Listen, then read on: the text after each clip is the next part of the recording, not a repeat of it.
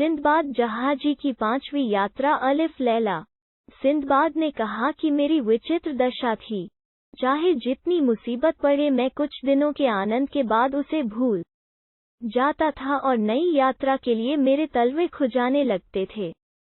इस बार भी यही हुआ।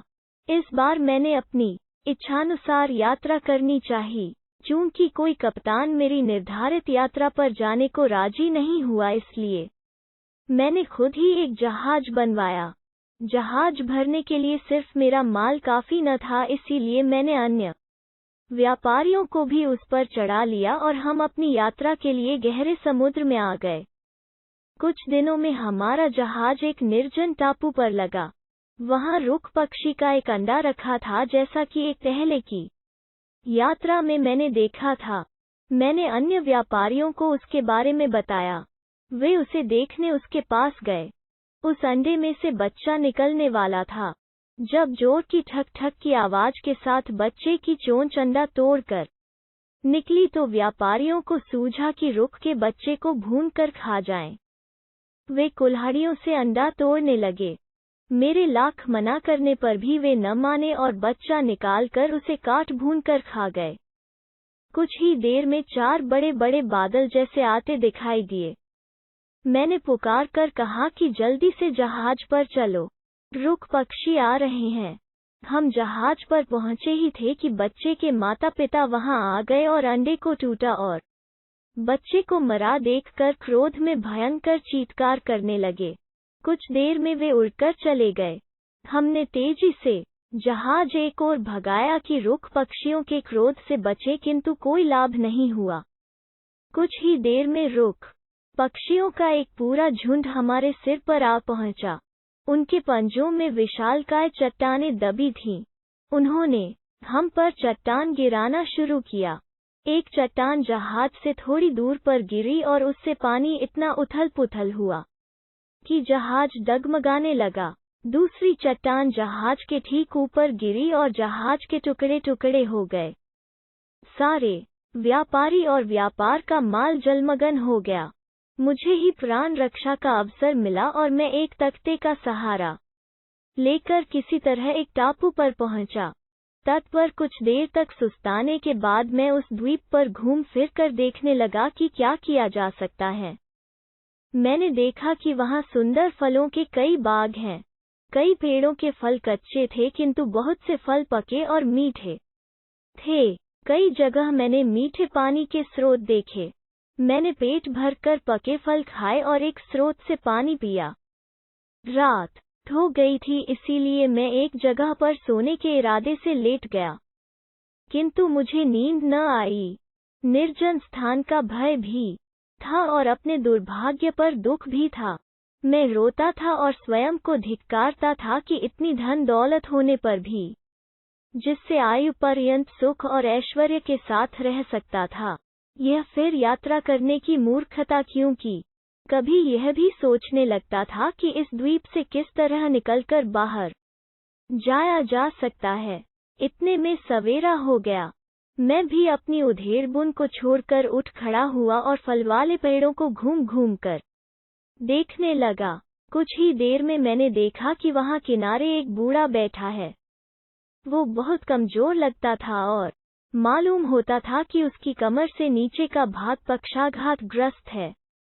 पहले मैंने सोचा कि यह भी मेरी तरह का कोई भूला भटका यात्री है जिसका जहाज डूब गया है।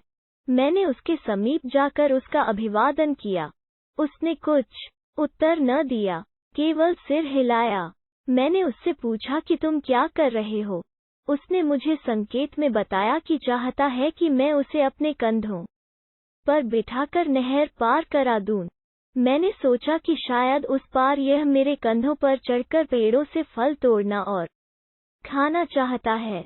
मैंने उसे अपनी गर्दन पर चढ़ा लिया। अब मुझे वो बात याद आती है तो हंसता हूँ। नहर के पार जाकर मैंने उतारना चाहा तो वो बूढ़ा, जो बिल्कुल मरिया लगता था, एकदम से शक्तिवान हो गया। उसने मेरी गर्दन के चारों ओर इतने जोर से पांव करे कि मेरा दम घुटने लगा। मेरी आंखें बाहर को निकलने को हुई और मैं अचेत होकर गिर पड़ा। फिर उसने पांव ढीले किए। जिससे मैं सांस लेने लगा और कुछ देर में होश आ गया। अब बूढ़े ने मुझे उठने का इशारा किया और मेरे न उठने पर उसने एक पाँव मेरे पेट में गड़ाया और दूसरा मुंह पर मारा। इससे मैं विवश हो गया कि उसके कहने के अनुसार काम करूं। मैं उसे लिए घूमने लगा। वो पेड़ों के नीचे मुझे ले जाता और फल तोड़ता, खुद खाता और कुछ मुझे भी खाने को दे देता। रात होने पर मैं लेटने की तैयारी करने लगा। बूढ़ा अब भी मेरी गर्दन से न उतरा। वैसे ही अपनी गर्दन के चारों ओर उसके पांवों का घेरा लिए हुए लेट गया और सो गया। वो भी इसी दशा में सो गया। सुबह उसने ठोकर मारकर मुझे जगाया और उसी तरह मुझ पर सवार होकर वो द्वीप में घूमता फिरा। मैं क्रोध और दुख से अधमरा हो गया, किंतु कुछ कर ही नहीं सकता था क्योंकि वो मुझे एक क्षण के लिए भी नहीं छोड़ता था और रुकने पर एड़ियों को ठोकरें मारता था, जिससे मुझे अतीव कष्ट होता था। एक दिन मैंने वहां पर कद्दू के सूखे खोल पड़े देखे। मैंने उन्हें साफ किया और उनमें पके अंगूरों का रस निचोड़कर भर दिया। कुछ दिनों बाद फिर घूमता हुआ वहां गया तो देखा कि रस से खमीर उठ गया है और वो मदिरा बन गया है। मैं बहुत कमजोर हो गया था, इसीलिए स्वयं को शक्ति देने का यह उपाय किया था। मैंने थोड़ी सी शराब पी और मुझ में शक्ति आ गई। मैं तेजी से चलने लगा और गाने भी लगा। बूढ़े को यह देखकर आश्चर्य हुआ। उसने इशारे से एक कद्दू की शराब देने के लिए कहा। मैं तो 2-4 घूंट ही लेता था।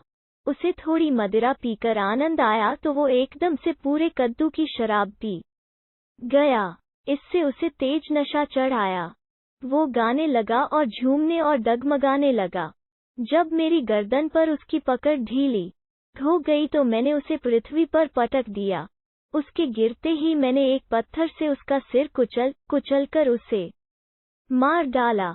मुझे उसी पकड़ से छूटकर बड़ा सुख मिला और मैं समुद्र तट पर आ गया। संयोग से उसी समय एक जहाज के कुछ लोग जहाज में मीठा पानी भरने उस द्वीप में उतरे। उन्हें मेरी कहानी सुनकर बड़ा आश्चर्य हुआ। उन्होंने कहा, क्या तुम सचमुच इस बूढ़े के हाथ पड़े थे? उसने तो न जाने कितनों को इसी तरह दौड़ाकर और गला घोंटकर मार डाला है। उसके हाथ से कोई नहीं बचा। तुम वास्तव में बहुत भाग्यशाली हो। इस द्वीप के अंदर कोई नहीं जाता। सभी इससे भय खाते हैं। फिर वे मुझे अपने जहाज पर ले आए। कप्तान ने भी मेरा हाल सुनकर मुझ पर दया की और बगैर किराए के पूरी सुविधा के साथ मुझे ले चला। यात्रा के दौरान एक बड़े व्यापारी से मेरी गहरी मित्रता हो गई। एक अन्य द्वीप पर पहुंचकर उस व्यापारी ने अपने कई नौकर जमीन पर भेजे और मुझे एक टोकरा देकर कहा कि इनके साथ चले जाओ और जैसा यह करें वैसा ही तुम भी करना और इनसे अलग न होना, वरना बड़ी मुसीबत में फंस जाओगे। मैं सब आदमियों के साथ टापू पर उतर गया। द्वीप पर नारियल के बहुत से पेड़ थे, किंतु वे इतने ऊंचे थे कि उन पर चढ़ना असंभव लगता था। वहां बहुत से बंदर भी थे। वे हमारे डर से तुरंत पेड़ों पर चढ़ गए। अब मेरे साथियों ने यह किया कि ढेले पत्थर जमा किए और बंदरों पर फेंकने लगे। मैंने भी ऐसे ही किया। बंदर क्रोध में आकर नारियल तोड़कर हम लोगों के सिरों पर फेंकने लगे। कुछ ही देर में सारी जमीन पर नारियल बिछ गए। हम लोगों ने नारियलों से टोकरे भरे। मैं इस प्रकार नारियल प्राप्त होने पर आश्चर्य में पड़ गया। फिर मैं उन लोगों के साथ शहर में आया जहां नारियल अच्छे दामों में बिक गए। व्यापारी ने नारियलों की कीमत में मेरा हिस्सा मुझे देकर कहा कि तुम रोज इसी तरह जाकर नारियल जमा किया करो और उनसे जो पैसा मिले उसे बचाते जाओ। कुछ दिनों में तुम्हारे पास इतना धन इकट्ठा हो जाएगा कि आसानी से अपने देश को वापस जा सकोगे। मैंने उसकी बात मानी और कई दिन तक इसी तरह नारियल बेचता रहा। मेरा पास इस सौदे से पर्याप्त धन हो गया। कुछ दिनों बाद जिस जहाज ने मुझे बचाया था वो उस बंदरगाह से चला गया। मैं वहीं रुक गया क्योंकि मैं दूसरी ओर जाना चाहता था। मैंने बहुत से नारियल अपने पास भी जमा कर लिए थे। कुछ दिनों में एक जहाज उधर जाने वाला आया जिधर मैं जाना चाहता था। मैं अपनी नारियल की खेप लेकर सवार हुआ। वहां से जहाज उस द्वीप में आया जहां काली मिर्च पैदा होती है। वहां से हम लोग उस टापू में गए जहां चंदन और आबनूस के पेड़ बहुतायत से हैं। वहां के निवासी न तो मदिरा पान करते हैं न अन्य किसी प्रकार के कुकर्म करते हैं। उन दोनों द्वीपों में मैंने नारियल बेचकर काली मिर्च और चंदन खरीदा।